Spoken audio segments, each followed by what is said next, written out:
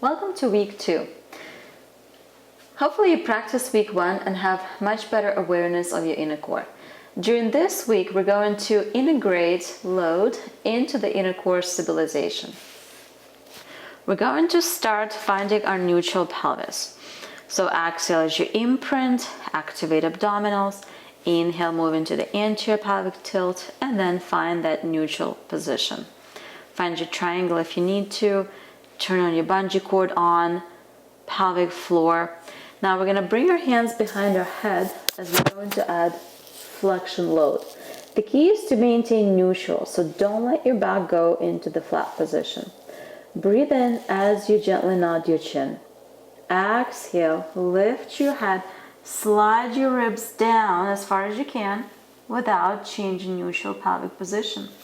Inhale, hold. Exhale, lower back down and reset. Again, nod the chin, exhale. Upper body lifts up, pelvis stays neutral. As you inhale and hold, make sure your stomach isn't doming or you're losing that transverse abdominis connection. When the transverse abdominis stays on, you're not going to see your belly lift a whole lot because you're going to maintain that compression, and that's what I want you to focus on. You're pulling in hip bone to hip bone and then lower back down. Take a minute, practice 20 times at your own pace before you move on to the next one. From here, we're going to continue resetting with our neutral pelvis. And now we're going to work on the leg load. So you're going to take a breath in and bring one leg up into the tabletop without any shift. And then exhale as you bring the other leg up. If this is too much and you feel low back, go back to week 1. If this feels pretty good and you can maintain neutral position, you're going to lower one leg down and then lower the other leg down. So we're going to start with inhale, one leg lifts up, exhale, the other follows. Inhale, the other leg lowers and lower. So it's up, up, down, and down. If that's felt pretty good, transition to the next level where you bring both legs up into the tabletop, maintain your neutral position, and then go into toe taps. Inhale, lower, exhale, lift. Inhale, lower, exhale, lift. Do about 20 on each side. Or at least that is your goal. If you start feeling lower back, or you start really gripping through the front of the flexors, then you're done. Progress and work to increase the endurance of those abdominal muscles. The next part, we're going to go onto the side and we're going to work on our hip abduction while maintaining neutral core. So you're going to start lying down as a long line and then move your legs forward until you can see your toes. So when you look down, you can see your toes. From here, let's bend the bottom leg. And the top leg is going to stay nice and straight. Maybe you move it back so it's lined up with the rest of the body. Here, let's find a neutral pelvis by moving this hip away, lengthening through the front of the hip, and lifting your waistline up. So the pelvis is in the same neutral position. You're not kind of hanging in your waistline. I like to keep my hand on top of my iliac crest. And then we're going to flex the foot and lift that hip up. Focus on feeling in the glute, in the back of the hip, not in the front, in the TFL and a T-band, which is kind of this muscle right here. And we're going to do about 20 leg lifts. If you feel too much in the front, aim at pressing the heel back a little bit more.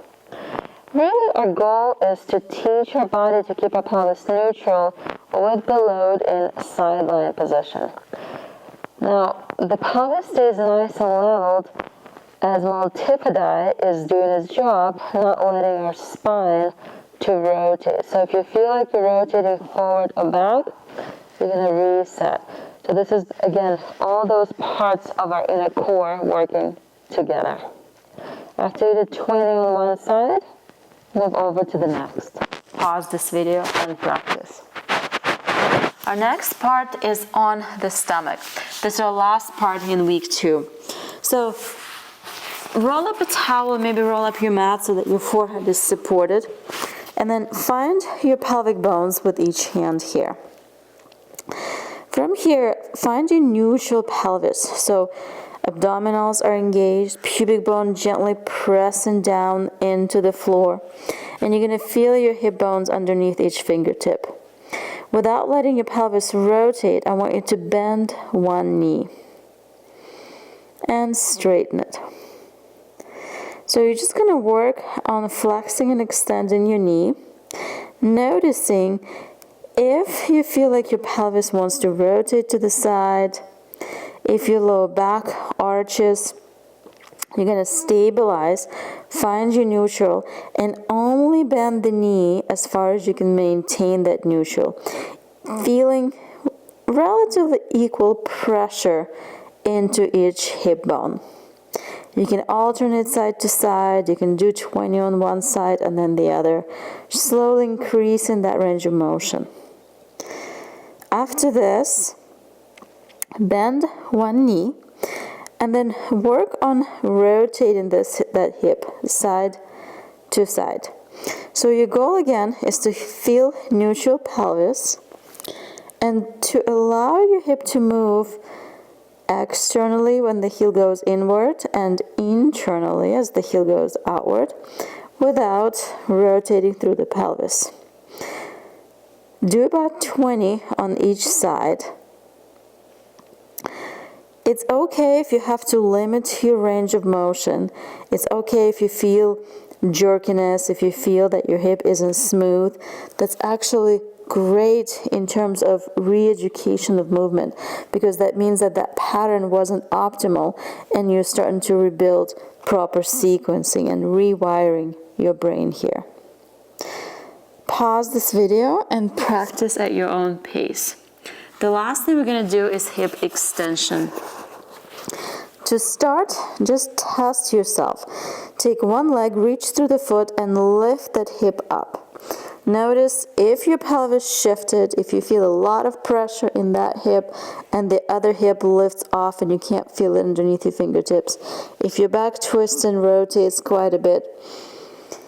If that happens, you're going to reset, activate your inner core, find your neutral pelvis, start by engaging that glute. So you're almost going to pre-tension that glute max and then lift that leg up.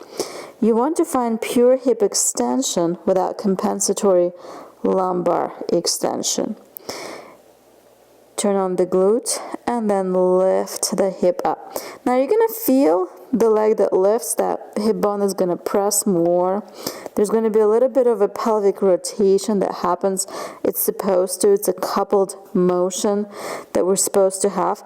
What you're looking for is significant difference, significant shift, or hamstring dominant. If that happens, if your hamstring turns on, then you're going to feel your lower back quite a bit. So you're going to start by activating your glute, turning on your pelvic floor, turning on your transverse abdominis, and then lifting the hip up and lower back down and reset. And I want you to do about 20 of those on each side. And this concludes our week 2. Pause the video, practice all these exercises every day, and I'll see you at week 3.